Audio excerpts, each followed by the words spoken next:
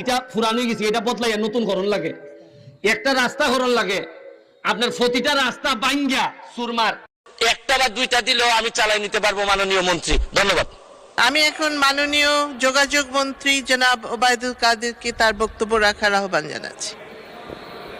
মাননীয় স্পিকার, আমি মাননীয় স্পিকার, আপনিও বোধ ভুলক্রমে, আমি এখন যোগাযোগ মন্ত্রী নই, যেটা আমাদের বিরোধী সড়ক দলের পরিবহন, সদস্যরা। জি। আমি সড়ক ও সেতু মন্ত্রী, সড়ক পরিবহন দুঃখিত, ও জি। সেতু মন্ত্রী। হ্যাঁ, এটাই হলো শুদ্ধ। এখন দেখলাম তারা এটাও জানে না।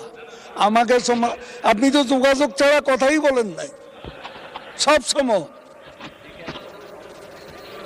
এ লাফালাফি বাড়াবাড়ি যে প্রধানমন্ত্রী বলেছেন, বক্তৃতা করেন,